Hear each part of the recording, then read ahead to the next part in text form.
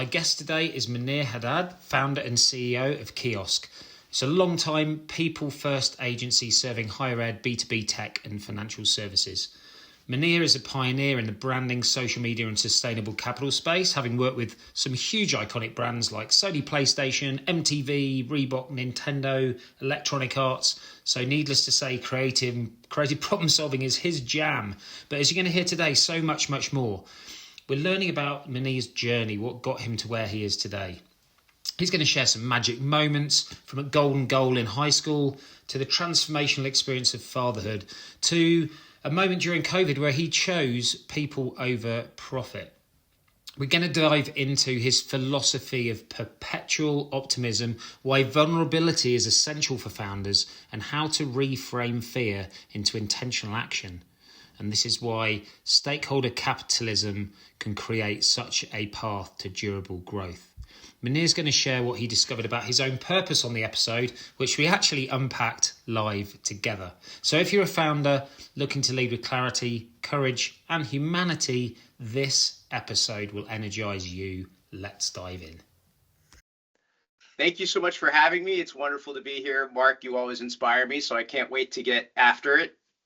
Well, that's all right. You're the inspiration today, so I've just got to jive off your amazing wisdom here. So look, let's dive into magic moments. We do that as a human connection element at the beginning of the podcast.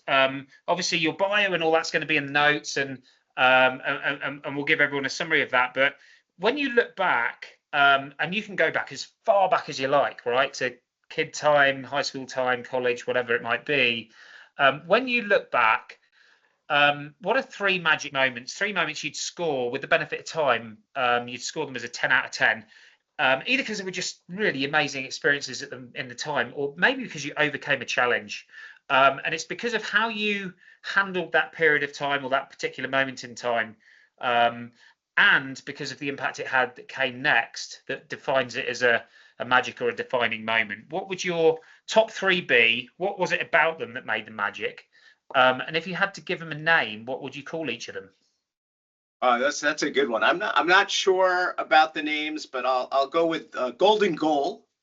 So you said going back as far as you want. So I was a bench player on my high school footy team, and we were in a playoff game going to I think it was a quarterfinal or semifinal, and the next game was going to be the state championship. And I get pulled off the bench, and I get a ball and outside the 18, and I whacked that thing, and it went up and over the goalkeeper right under the bar.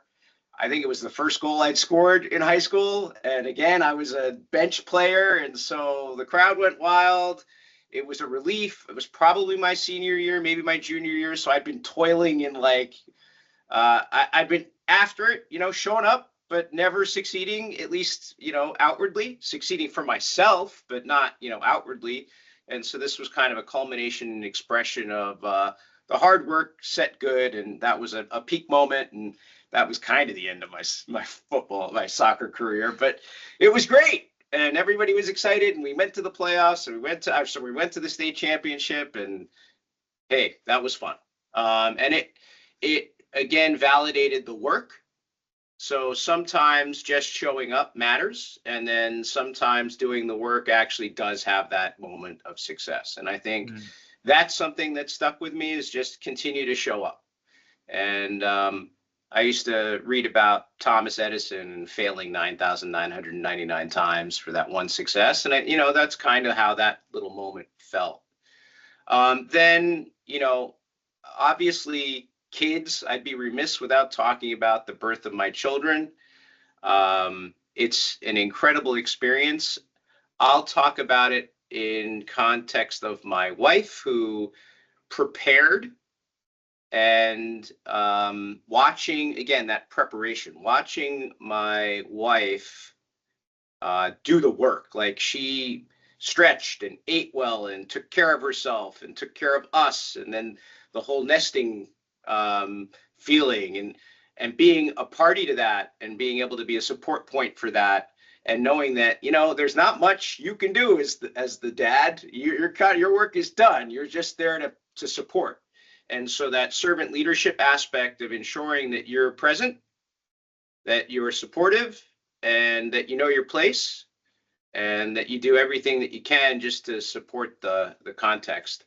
And again, that's a humbling experience, right? You gotta be there, but you can't actively participate, in the actual event.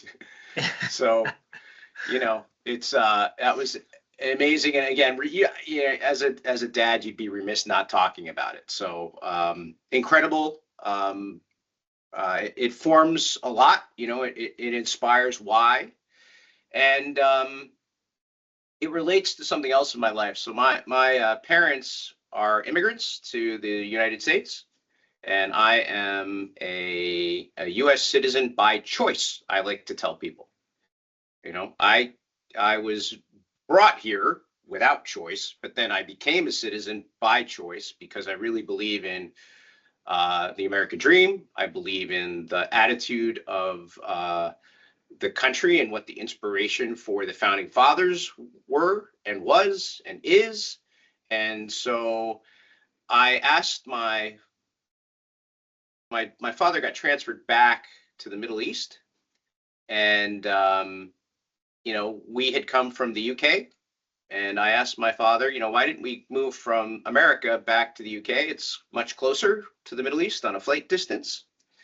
And my father talked about how the British school system tracked people at a very young age, and he felt, again, the American school system was much more open to your effort and work and your capacity to succeed, and not necessarily get told very early in your schooling that you're going to do this and that's it. Mm-hmm. And as a young parent, that was a penny drop moment for me, where it's like, oh my God, the sacrifices that people make for their children is unbelievable. And it they didn't brag about it, they didn't talk about it. It's just what they did, and they suffered through a long distance relationship. My dad suffered through not seeing his children every day. And, these are choices, but they're choices made with the intent of giving your kid something. And so, again, that servant leadership aspect, that ability to give back, those are moments that inspire us today. And then I'll talk about the last one. The last one is, so during the pandemic, we are owners of our company. Thankfully, we own all of it, which allows us to make decisions that, publicly facing companies or funded companies might not be able to make. And in the pandemic, we lost a couple of clients, unfortunately, right before the pandemic hit. And we had a gut check moment. And I think every entrepreneur has a gut check moment in their journey, where you're staring down the barrel of a gun, which sounds dramatic, but it's true. Like, you're sitting there going like, I have a mortgage, I have a family, but I also have 50 other mortgages and families if I've done my job right. And how do I look at those people and decide what to do? What we should have done if we wanted to be a profitable company is fire half the staff. What we did do is eat it. And we said, you know what, we're going to carry everybody through the pandemic, and then we'll figure it out on the other side. And as a professional services firm, your value is your people. So holding the team together allowed us to rebound quickly as things started to loosen up. But I will tell you, there were moments of terror and fear and what am I doing? Had I had hair, I would have ripped it out. It was truly a intestinal fortitude. You've got to show up, but you're doing it for the right reasons. And I think that comes through with what we try to do every day, which is build an organization that supports great people. And we'll get right into it as well. We talk about stakeholder capital, right? So we believe in, if you do well by the people that are team members of yours, and you're good in your product market fit, so you find clients or prospects or customers that believe in what you believe and what your people believe, and you can make money. And then you do that, then you can also support and ensure that you support the community in which you work, because generally, well, we all live in a community, whether that's, virtual or whether that's where we actually have a physical location still. But by giving or investing ourselves in our community, we're building a framework and platform for future success. Because if the community surrounding us succeeds, that means there's more work, there's better people to hire, there's more in this world. Our clients are happier because the work is better, because the people feel supported and safe and comfortable in the community in which they live and thrive. And that becomes important. You have to believe it, though, because there's a move, particularly I would say now, towards this optimization at all costs, and optimization without consideration of maybe two pillars of that stool, right? Like two. I'm mixing my metaphors, not pillars, but two legs of that stool, right? If you just care about your people, that's great. But if you don't care about your clients, you don't care about your community, your people are going to suffer at the end. And short term, I think there's a lot of short termism today, and that's not a good look. It doesn't serve our community well, and it doesn't serve our people well in the long run. In the long run, you have to be able to. We've been talking about this a lot as well, which is especially as a business owner, you have some choices sometimes, which is I could put some money in my own pocket, or I could keep rolling it forward and investing in the business. And that's about what motivates you and why did you start the thing in the first place. And business owners that scale have to go, you know what, I'm not going to put the money in my pocket. I'm going to put it into, I believe in myself enough that I'm going to invest in myself.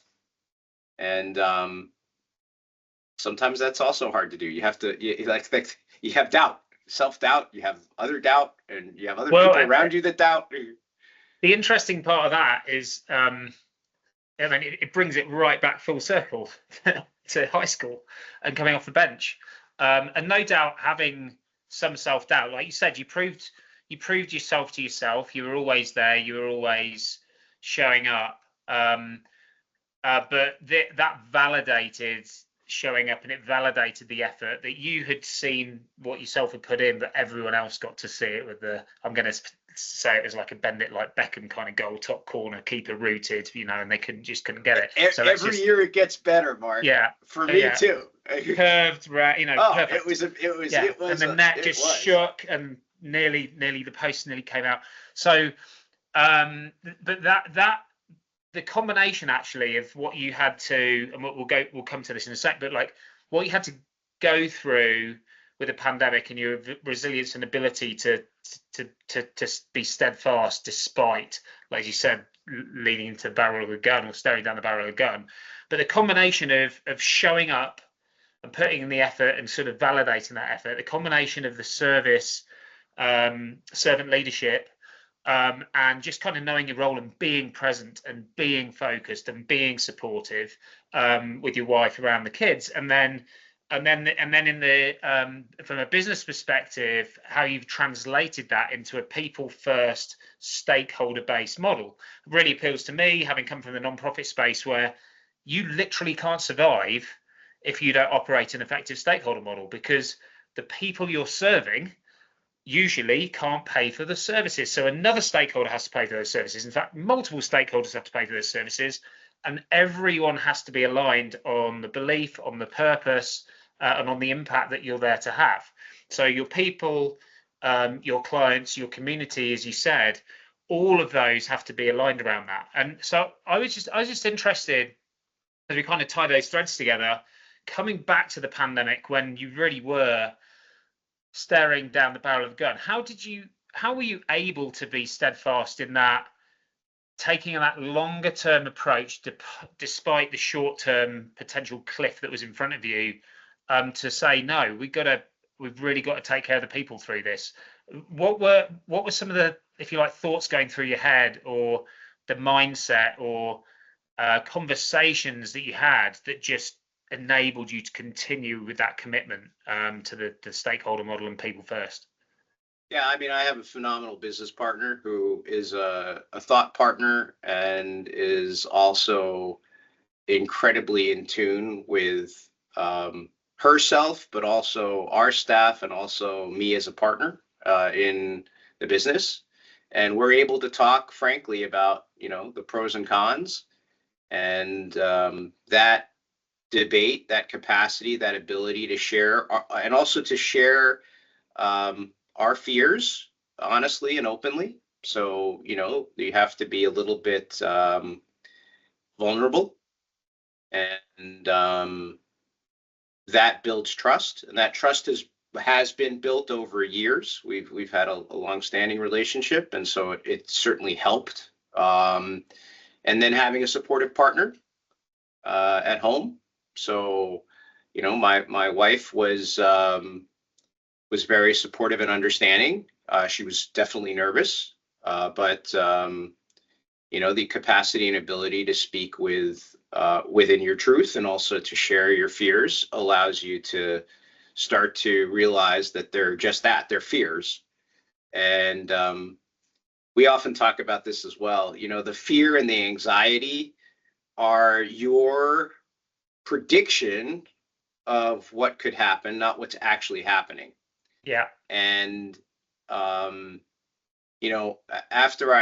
I'll age myself. After I turned 50, I decided that my life's goal was actually to try to minimize stress. And one of the things that creates stress is that level of uncertainty, but also wallowing in the uncertainty, as opposed to just allowing it to go, okay, it's here, or what is here is different. I mean, again, like the fear is a projection of, future something. The now is usually not quite as bad. I mean, certainly there are moments where you still got to pay the bill, but there's ways to move, and there's ways to do things that allow you to say, okay, we will figure it out. There is a tomorrow. And if there's not a tomorrow, there's not a tomorrow for anybody. So fine. Like you may as well operate in that space of I'm going to see what's here now. I'm going to deal with what's here now. I'm not going to project my fear into the future now. Instead, I'm going to say, what can I do that's proactive and assists me in getting through today so that I can see tomorrow and then move forward. And I think that happened on a regular basis during that time of the gut check. It was maybe a lot more of those conversations than you normally have, but that was okay because it allowed us to collectively, as a group of individuals, support each other as we got through this and had steady on the tiller. And then on the other side, I was reading a book recently about Annie Duke, who's the poker player, and she's a PhD and I forget what, but she wrote a book called Quit, with the whole idea of, stop beating your head against the wall, and the best poker players actually are the ones that play less, not more. And the difference between a professional poker player and an amateur is the amateur plays a lot more hands and the professional knows when to get out. It's an interesting counterbalance to the concept of grit, which was Duckhorn. I think it's Duckworth, Angela Duckworth's book. And so, I have a tendency to be optimistic and gritty, but every once in a while you do have to say, look, it's okay to stop this particular thing. But in the instance of the business, that was not the case. I think in the instance of the business, sticking it out was the right call for us. There were things that we might have stopped doing, and there were things that you sometimes have to say no to get to product market fit in your life. And knowing what works and what doesn't also helps. Yeah, people have heard this a million times, I'm sure, but the antidote to fear is action, right? Yeah. But if we take it a bit further back, it's intentional action. So intentions come before action. What comes before intention? Choice. What comes before choice? Expectations. What comes before expectations? Mindset. But even before mindset, probably beliefs, right? And things more foundational, more fundamental.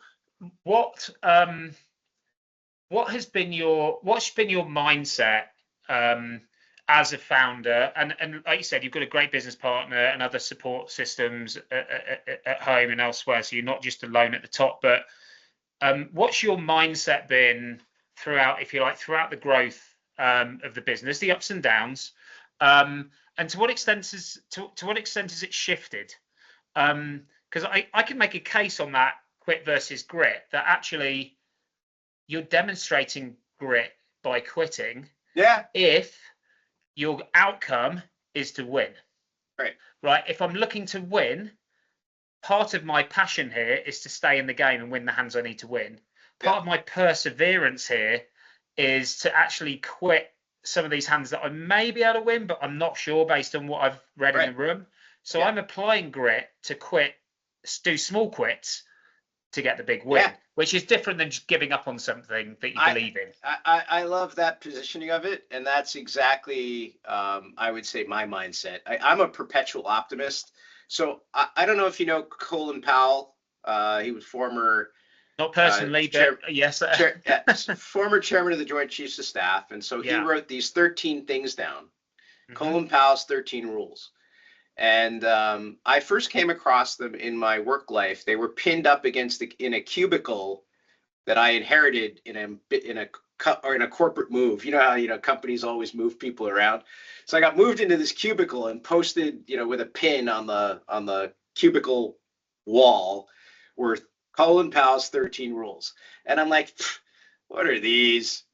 And I read them, and it was somewhat profound. And they stuck with me. So I didn't move them. I left them there.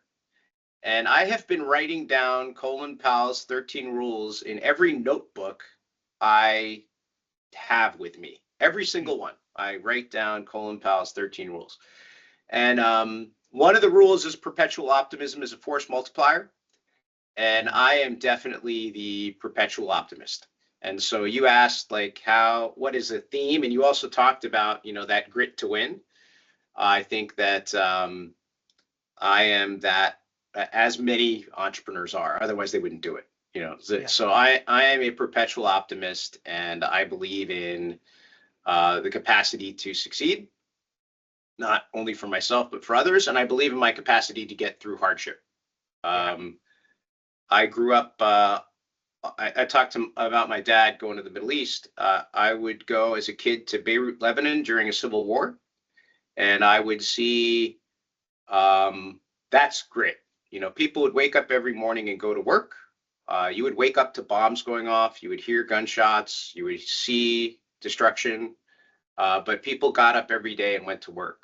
My grandfather got up every day and walked 1.5 miles to his office. My grandfather was 80 years old, as long as I remember. He probably was, maybe in his late 60s, maybe in his 70s. I don't actually know, but he looked old, and he got up and he went to work, and he walked to work. And so that was, again, good modeling. And so I think that the thing that's been a consistent thing is being perpetually optimistic. And then on the other side of it, I would say the things that change and the ups and downs is maybe the viewpoint and maybe the decisions. So there are folks out there that make a ton of money, and there are choices that I've made in my business to grow more slowly, and that's been a choice, right? And I like that choice. It means that I've been able to be present for my family, my children, and take care of my company, and it means that the company's perhaps more durable. Less resistant to shock because it's been slowly built together. But, I talk to folks who are like multiples of this and multiples of that. And I'm like, that's not me. Which is both happy and sad, depending on who you talk to. But I'm comfortable, and being comfortable with yourself would be the other thing. You learn to be comfortable with yourself, or you should. If you haven't, you should, because you can't run away from yourself. You could try, but you're still there looking yourself in the mirror, no matter how hard you try to run away from who you are. And the faster you get to self-love, the better you're going to be on the outcomes to everyone else around you. Because if you constantly don't hate yourself or doubt yourself or are unable to live with your own decisions, that projects badly to everybody around you. And the reason is because you're not being honest and authentic to yourself. Yeah, I mean, I love that. So just to summarize a few things, part of the mindset is perpetual optimism. It's grounded in some belief in your capacity to succeed and to support others and to overcome hardships. It's supported by perspective. Beirut, Lebanon, and just that's perspective compared to what you're dealing with. That's a different view of hardship. It starts with self-awareness, this comfort of yourself. Like what manifests itself is your inside, and your awareness and your consciousness around who you are at your best and the impact you want to have, and all of those things manifest on the outside, and they come across in your energy in terms of how you engage other people, which enables you to make the right decisions and what feel like the best decisions based on that bigger picture perspective about what's important to you and your people and the business, not just because I'm chasing a 10x goal, which right. I think is the right thing for some businesses to scale. But I think there's so many founders and entrepreneurs chasing 10x, and they haven't yet got in touch with themselves and what do I really want? Like, right. What type of life do I want? Is it all about success metrics, or do I want significance? Right. Because that sits beyond success, but it might be different than 10x. So, so bringing all those elements together, because those are so powerful, I think, in building that not just resilience, like almost anti-fragility, that you've got this company and a mindset that enables you to essentially convert pressure into progress, right?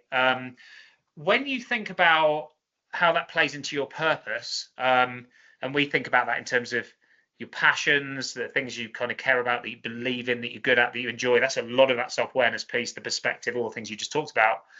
The impact you want to have, which is around the vehicle, would be through servant leadership and stakeholder capitalism, but what does it actually look like?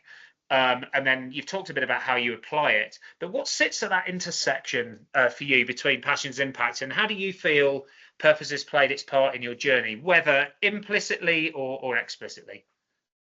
Yeah, I think I have oftentimes tried to distill what I'm doing down to a single purpose. I have been woefully inadequate at deciding. I'm too much of a dilettante. I like a lot of things. But I think the common thread is always the belief in people and the belief in the capacity of people to do great things together, and the human element and human goodness.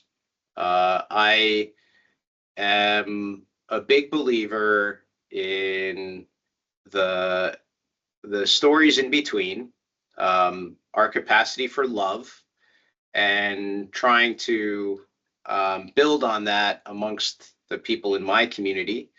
I try to make impact on my scale with the goal that the work that I do at my scale can impact the larger scale around me.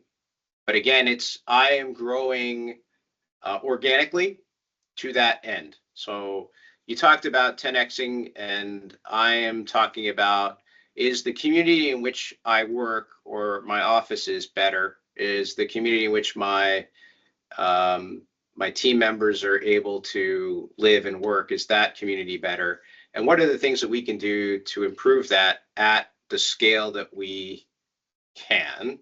And then how does that have a knock-on effect? Like we just had our all hands meeting. We bring everybody into where our home office is in Northern California.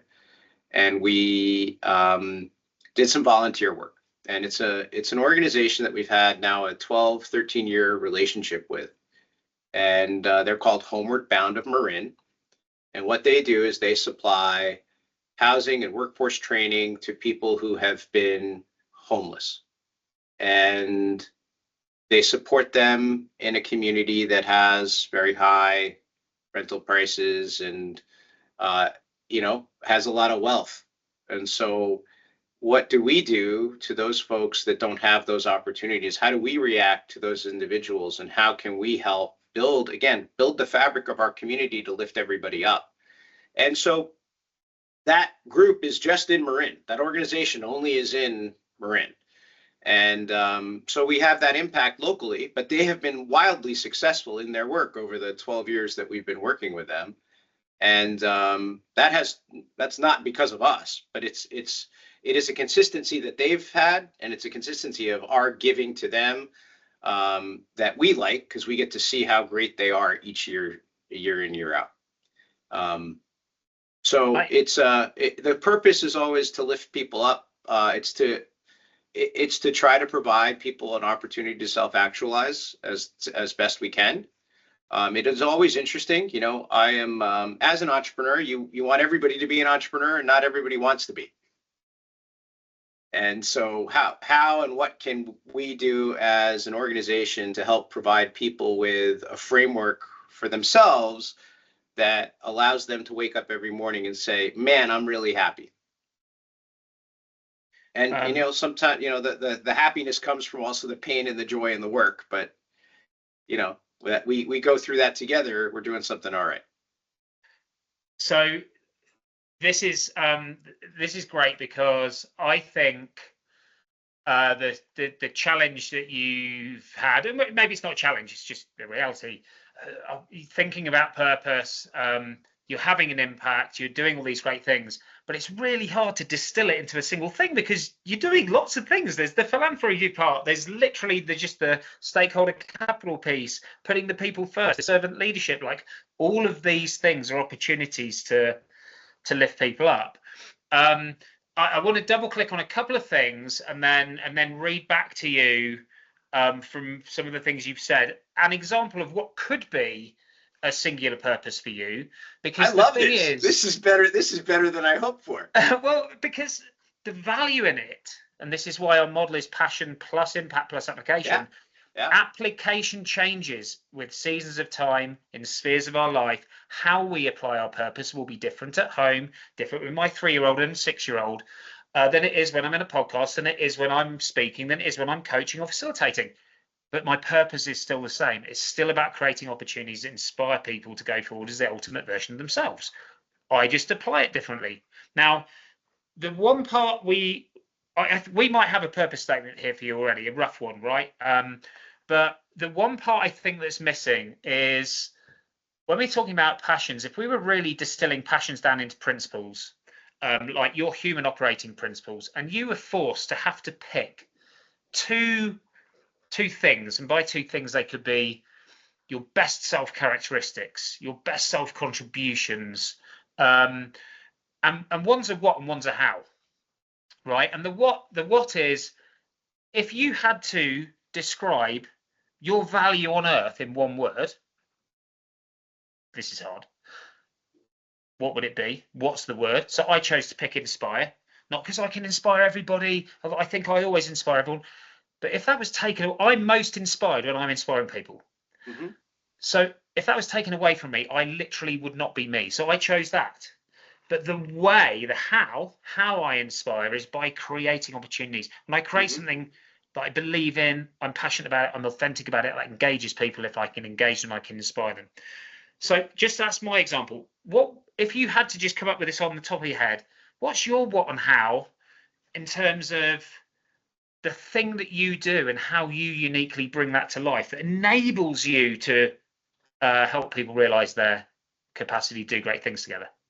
Yeah, I love this, and I'm smiling and laughing because I am an introspective person, and I try to do this all the time for myself, and I am woefully inadequate at like singling out one. I like too many things, but to the challenge that you've provided to me today, I would say energize, which is very similar to inspiration. So the what is to energize, and then the how would be. It's I hate to say that it's somewhat similar, but we are very much in the same place. I like providing people with, maybe I'll change it slightly, by giving permission.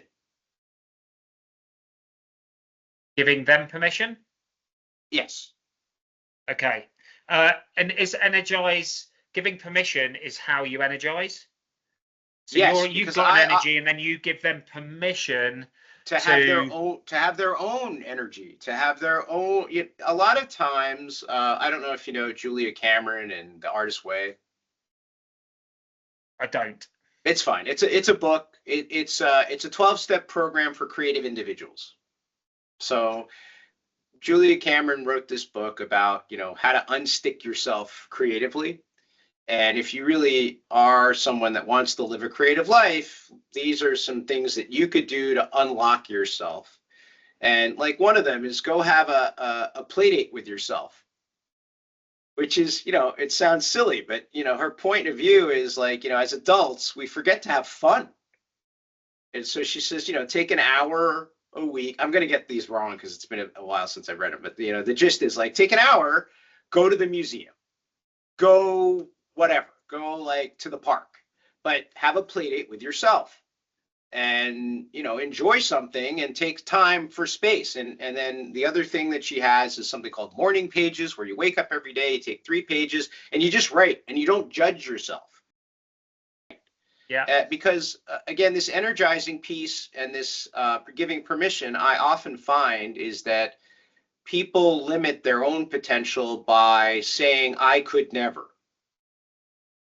And that's terrible. Yeah. Firstly, I love some of those. Examples. And so just there's a couple of different ways you can take this.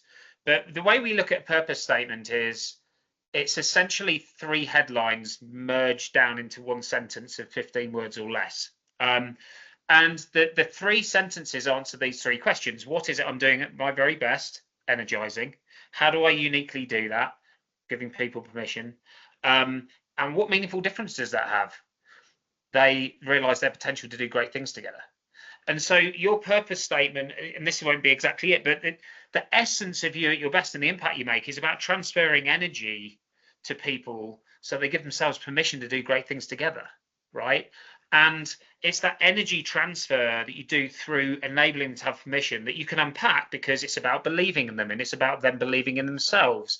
It's about believing in humans' capacity for love, and it is about filling in the gaps. And it is about the fact that generally humans want to do good.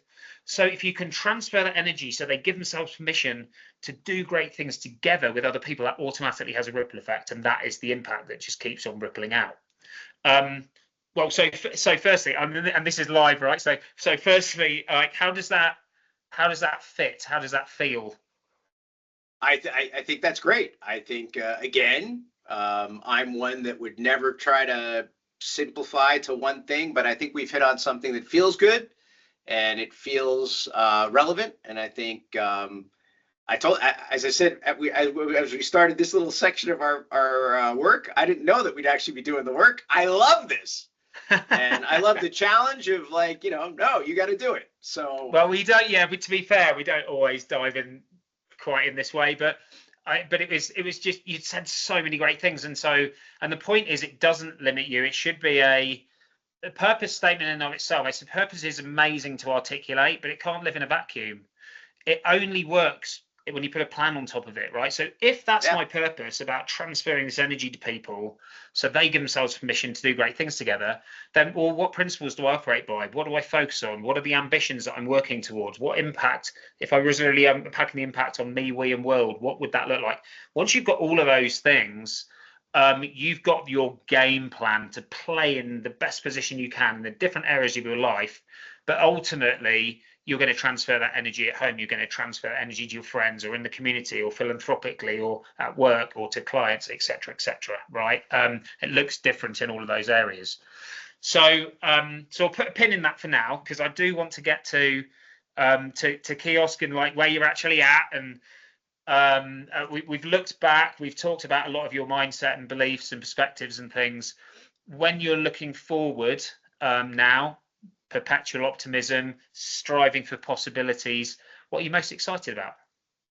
I have to tell you right now, I'm most excited about our last 2 minutes of conversation. So I'm ready to write stuff down and get after it. I'll get you the notes, don't worry. I've got 2 or 3 versions here, so I can send them all to you and you can play around with them. So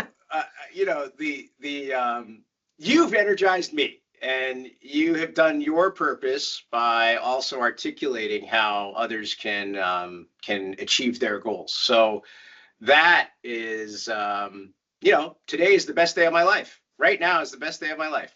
And so, what would I do to what is in the future?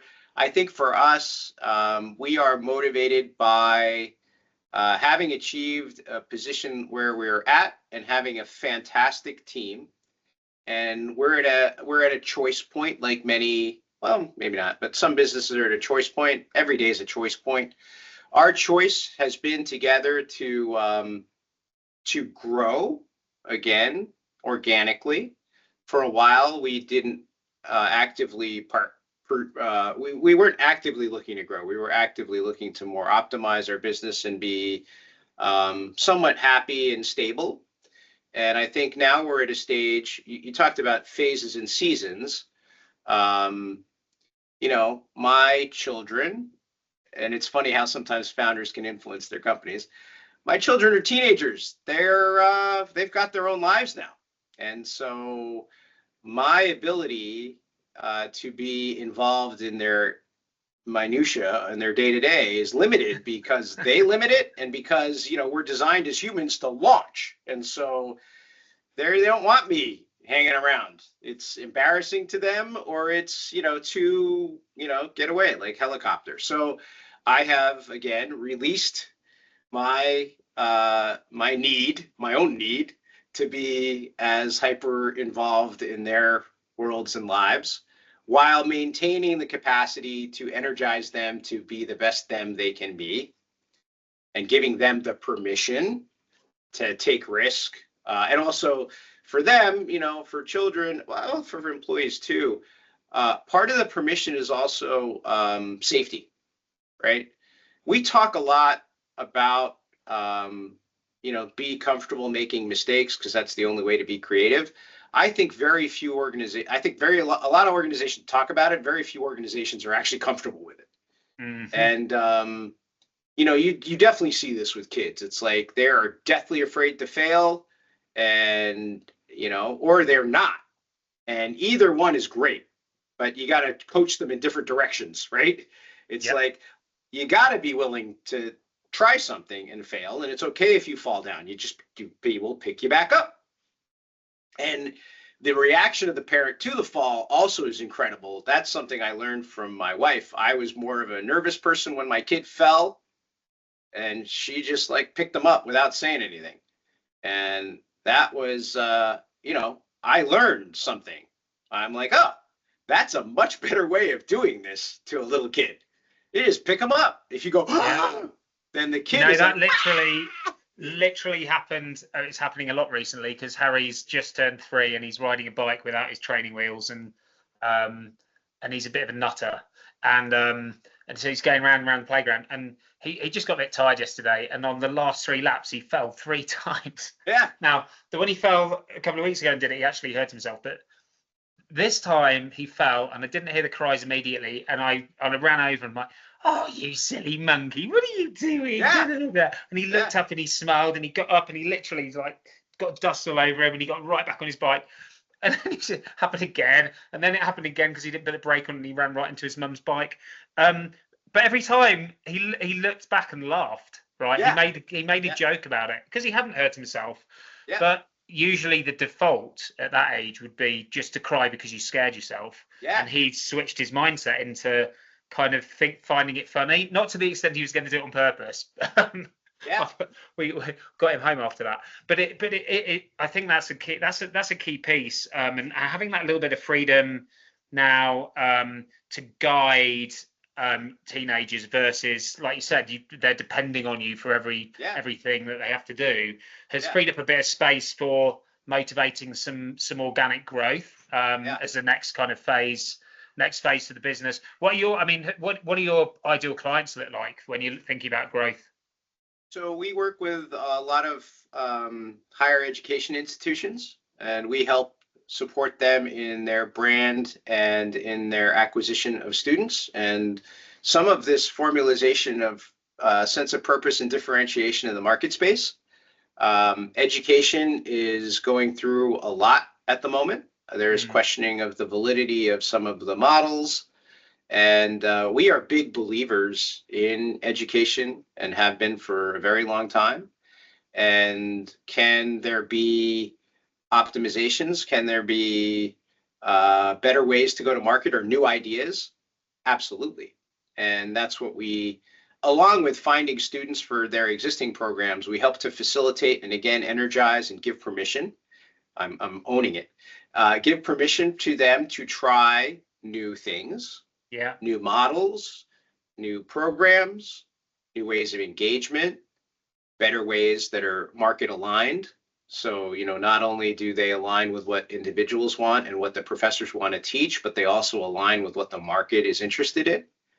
And that opens up opportunities, because in a world with AI and everything else, we need to continually reinvent ourselves and continue to learn. And if you look at the most high performing leaders in this world, they are consistently learning. They're always, you talked about reinventing in seasons, they are consistently finding new ideas and leaning into new things and discovering new ways of doing the thing that they used to do. They're evolving. Yeah, and not always successful, but learning and applying, right? So yeah. the fail fast, learn fast, fix fast is also a mindset. And it like you said, it's not that you necessarily need to be comfortable with it, because part of comfort is part of discomfort is leaning into uncertainty. But by leaning into uncertainty, you're confident, you believe that you're either going to succeed or you're going to learn and ultimately be able to succeed from what you've learned. So with that in mind, sorry, go ahead. Yeah. Well, I was going to say we have 3 other categories. So we also work with B2B tech. Yeah. And it's somewhat similar, right? High frequency. Tech is a high dynamic. The commonality is these are very valuable companies with long lead cycles. And there has been, over the course of the last, I'd say 15 years, a move for these people when they go to market. The other is financial services. A move for them to utilize very high performing, like performance-based marketing people talk about, or their go-to-market is all like, leads and everything else, and you're feeding it to Google and out comes a number, and you have a very high capacity to analyze the data from the top of the funnel down to the bottom of the funnel. A lot of that's getting unstuck right now with the advent of LLMs and the capacity of these organizations who have built models that are really about just optimization and losing what we've been talking about. What's the purpose? So the purpose of the brand or the marketing was just to generate customers, but without like a core meaning. Like, why does the company do what the company does? Why does the institution exist in this world? And I think authenticity and a connection with end users is something that we've lost in our marketing and writ large as society, right? There's that sense of purpose, collectivism, as well as, we're here together, that we're moving away from. And so what we try to do is help our clients rediscover the value of what they do in the brand so that they can connect better with humans. And then it allows them to also come to market with better and more interesting messaging, better and more interesting products, and better and more interesting services. And so that's where we sit.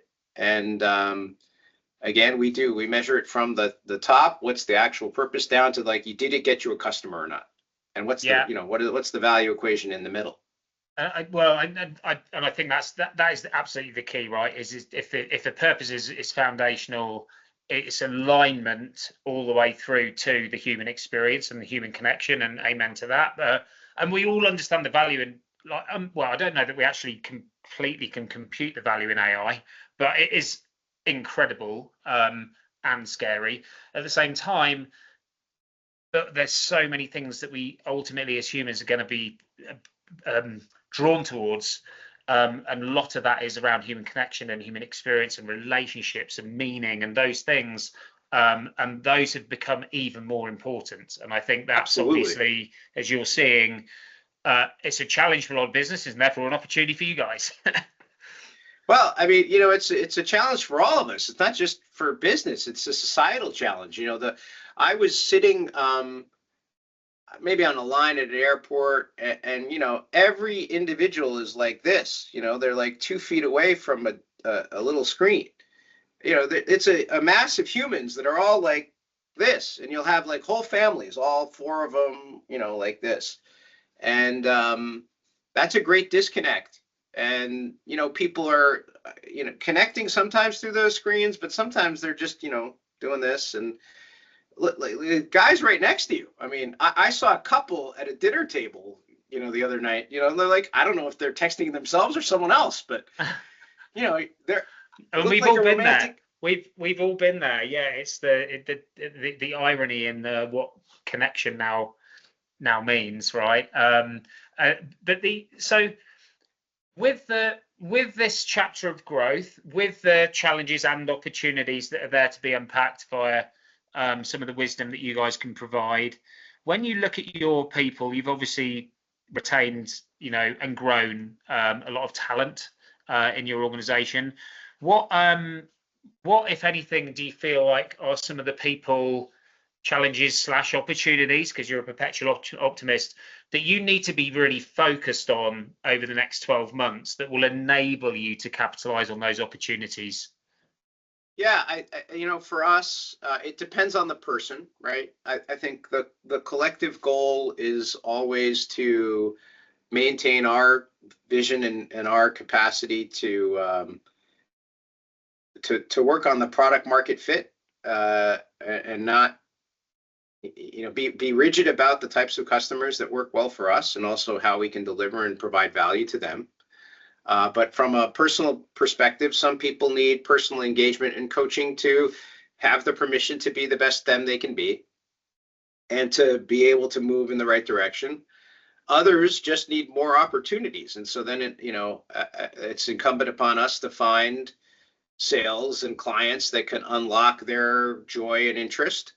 And that's how we look at it. We're here as their agents in the world, going like, great, let's find you stuff to work on that's going to excite you.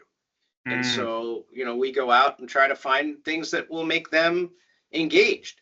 And then sometimes it's how can we take an existing client and reinvigorate not only the client but the staff. I talk a lot about we talk about giving permission.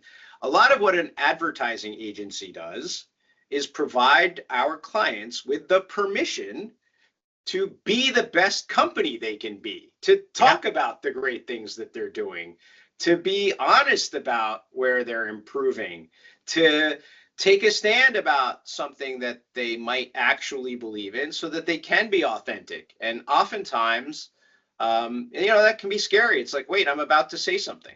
And so when you say something out in the universe, because it's a public, advertising is also very public. I'm now broadcasting a message to a lot of people, which is a very public thing in a world where people are, looking at this. It's like, I'm about to say something, and I might get slapped for doing it. Somebody might not like it. And so half of our work is giving permission to those individuals to allow them to be as great as they can be, and to say the things that they believe in. I absolutely love the energy transfer and the giving permission piece around providing joy and interest and engagement and excitement to your people, because my philosophy on work, given that we spend so much of our time there, is it should be designed as a place to help people thrive. That's what you're trying to do. And it doesn't mean it's easy. It isn't easy, but gosh, just imagine how much better people perform if they're enjoying the work. It's fulfilling, it's exciting, it's leaning into their skills and challenges, and they're learning from mistakes, but they're supporting each other in the process. They're realizing that capacity to do great things together, which we've heard earlier today, right? And that ultimately is just such a missed opportunity for so many companies, that just with some intentional investment and engagement and leadership, you could get there. So we've got 1 minute left, which means one question. Coming back to you, based on our conversation, thinking of other founders that go through their various ups and downs of growing their businesses, regardless of whether they're looking for 10x or just to grow modestly, whatever it is, what's a parting kind of sentence of wisdom that you would like to leave behind with the audience? Talk to Mark. He's inspiring. That's my parting with. As I said, like I'm still energized by our conversation. Want to go do the work. I think that the capacity to think beyond or think about the why. Like, why are you doing the things that you're doing? And to commit yourself to those things will continue to help you succeed. Yeah, 100%. That's where the motivation, the drive, the discipline, the focus, all are grounded in something that has meaning, which is the thing that's going to fuel you through and build resilience. Right. And by the way, it leads to a longer, happier life. So hey, why not? Right? Brilliant. Thank you, Munir, so much. I really enjoyed that conversation. I probably went a little long on our recording than we usually do, but also we could have gone on for another hour, right? So, I love it. Really, thank you so much for joining us and sharing your story on Connecting with Purpose. Thank you. You're very welcome. Cheers.